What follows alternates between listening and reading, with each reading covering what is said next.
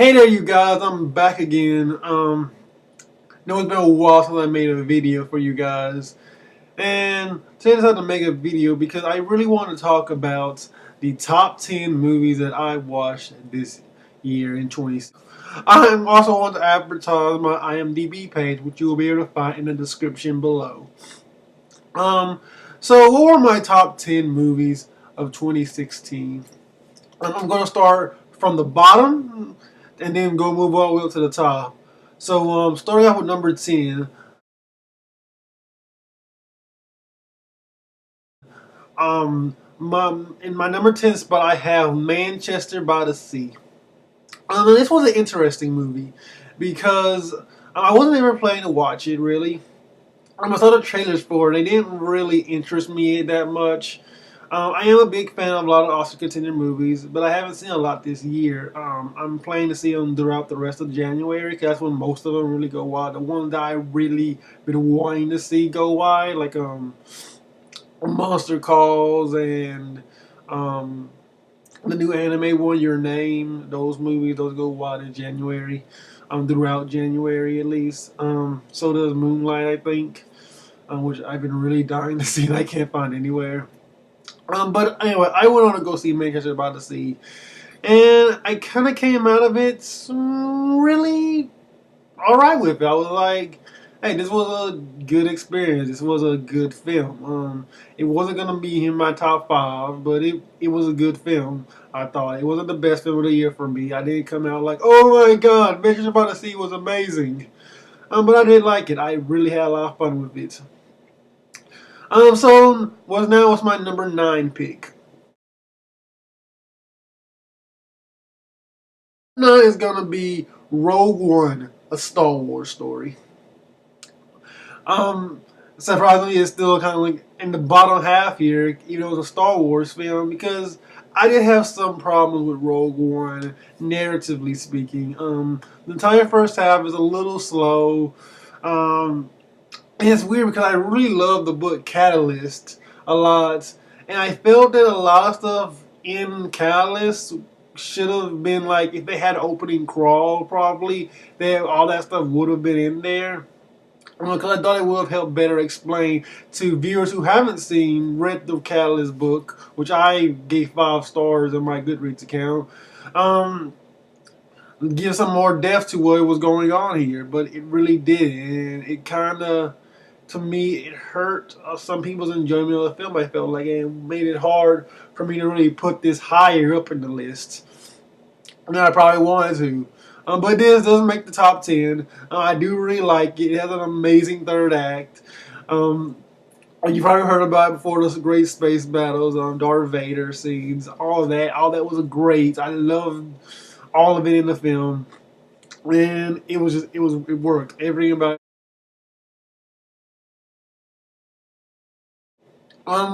The number 8 is animated film known as Batman Bad Blood. This is from the Warner Brothers DC animated pocket of films. This was a really, really good film for me. The DC animated films haven't been as up to par as I really wanted them to be, as I've been hoping for them to be. They hadn't got back to that day of Superman Doomsday, Crisis on Infinite Earths, and those type of high level, high tier of DC animated films. But for what has been going on lately with the New 52 films, they've been consistently getting a little bit better as it keeps going on. Justice League versus Teen Titans, I really like. Um, Batman versus Robin, I really liked. Um, Justice League War, actually, I mean, like that was the first one that came out, and yeah, I had problems with it too. And it's not that great of a film. That was kind of one of my guilty pleasures to watch. I do think there's a lot of fun in that film. But Bad Blood was definitely a film that I really did enjoy. I like seeing Batwoman on the screen again, animated form. I like seeing Damian Wayne. I love seeing like the um, the relationship between Batwoman and Nightwing. I love all of that. All that was really done well. I mean, it was cool seeing Nightwing in the Batman costume. That was great, even if only for a few minutes. And yeah, it did merge a whole lot of storylines from the comics together, and that was definitely an issue there. But overall, I really, really liked Batman Bad Blood. I thought it was a very, very good film. The Fantastic Beasts and Where to Find Them. Okay, this is the film I actually really do think was great. I've always been a humongous Harry Potter fan since I was really little. Like, Harry Potter is basically what Star Wars is to most people. Like, that's what Harry Potter is to me. Um, Harry Potter was a big part of me growing up. It taught me about a little bit more who I was as a person. It helped me understand who I was and what it means to grow up as a youth. I always felt like to be kind of picked on, to kind of be like the kind of geeky one. Um, and I just really, really like the Harry Potter franchise for that. And so to be an adult and go and see this movie called Fantastic Beasts, which is has all of these kind of adult characters, it has a bit more of an adult storyline going on in it. It was really great to see. It was a lot of fun for me as well. I had a lot of fun watching it. It really was one of my favorite films of 2016 that I saw. Um, so yeah, you guys, that's gonna be my number 7 pick. It's gonna be Fantastic Beasts and Where to Find Them.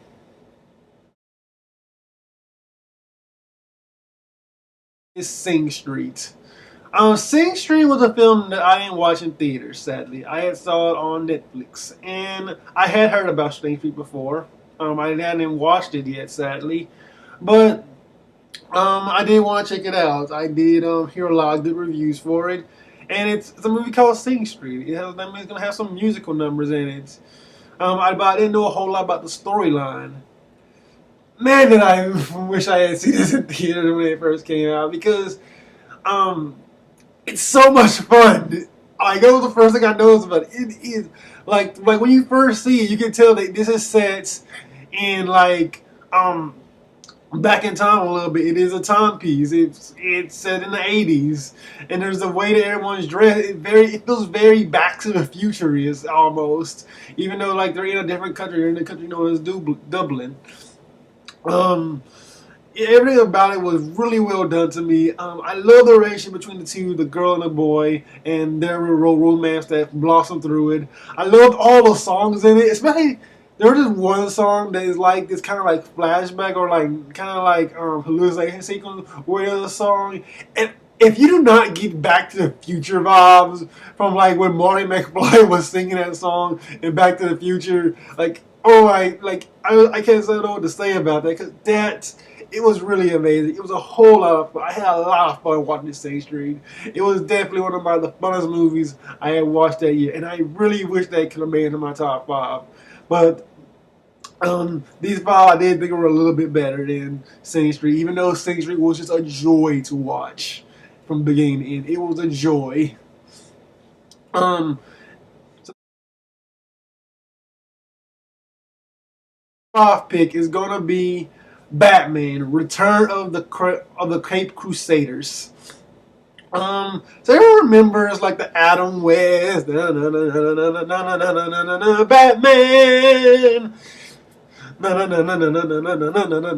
Batman, that old kind of Adam Westy type Batman type deal. I thought that I always was really hyped for this movie a little bit because I did really enjoy the Adam West series. All that series is a lot of fun, and it was cool to kind of just get a throwback of that. Why? And I like the fact. What I liked about it, especially, with the fact that it kind of modernized it a little bit. It still was a cheesy, crazy Adam West Batman, but it did take a little bit more from the Batman myth, though. That was something I really enjoyed about it. The story I thought was really good. Them going off into space was just like wow, that was insane to me. Everything about it I thought was really really fun and really really enjoyable too. I just it was a great film. It was a lot of fun if you were a fan of Adam West Batman. I think you get a whole lot of enjoyment from this film, and I definitely would highly recommend it to people. check out. Um, number 4, Kubo and the Two Strings, which is gonna be my number 4 pick. Um, Kubo was a Leica film, an animated Leica film. Um, these films don't make a whole lot of money usually, but I did get a chance to go see it. Because I did hear a lot of good stuff about it, and I am a humongous animation fan, which is kind of ironic when you look. I don't really have that many animated films in my top 10 this year, but this actually was a really great year for animation when you really get down to it, though. Kubo and the Two Strings was definitely no only added to that because it was so different and so the animation was very different. Everything felt very Japanese about it, very kind of like anime. I love the action sequences in it. I love the two characters, the monkey and beetle. I thought they were great. I thought everything about this film was really different and a really cool and interesting storyline that I thought was really perfect for what they were going for here. I thought everything about it was really good. And that's gonna be pretty much my own thoughts on Kubo and the Two Strings.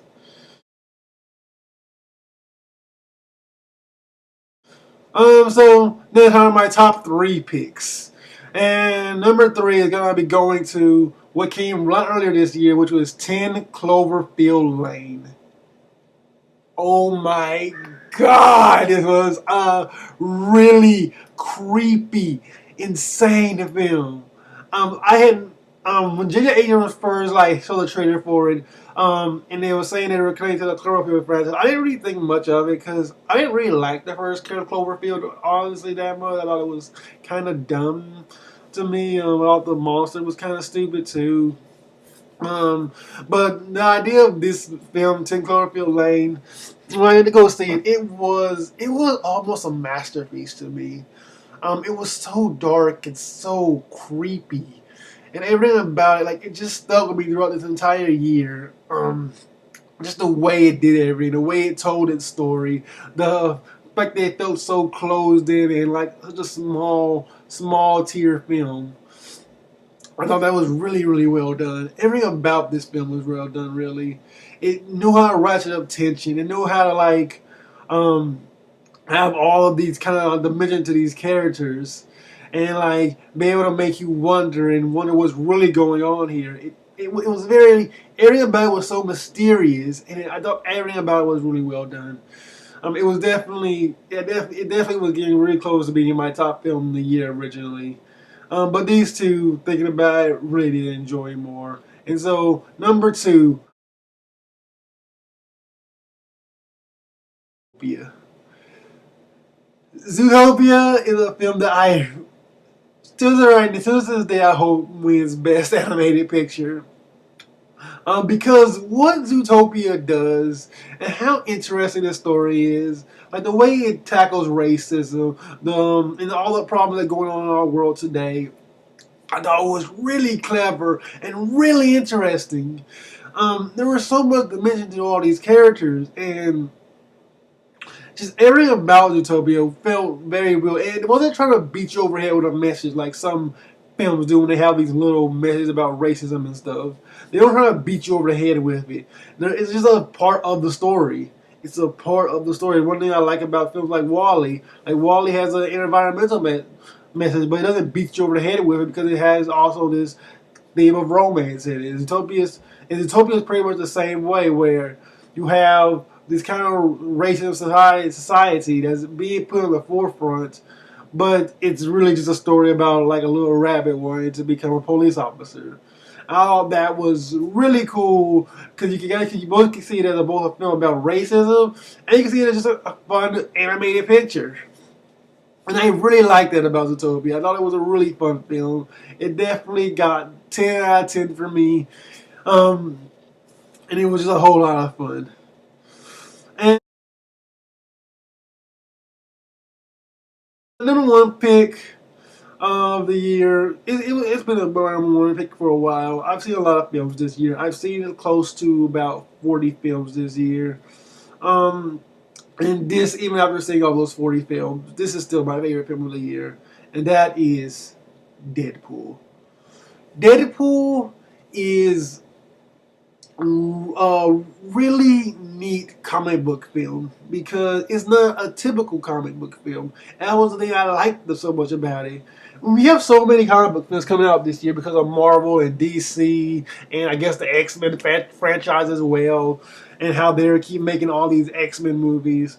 And everything feels very much generic at this point. Everything's gonna have a big light in the sky that's gonna shoot up and attack, and gonna try to be like destroying the world. You have Apocalypse trying to destroy the world. You have Civil War with a bunch of superheroes fighting each other. You have Batman v Superman with, again, a bunch of superheroes fighting each other. And you have a big bad at the end. Y'all fight the big bad, and y'all guys basically win. That's always the kind of the typical story. So I like that Deadpool did something different here.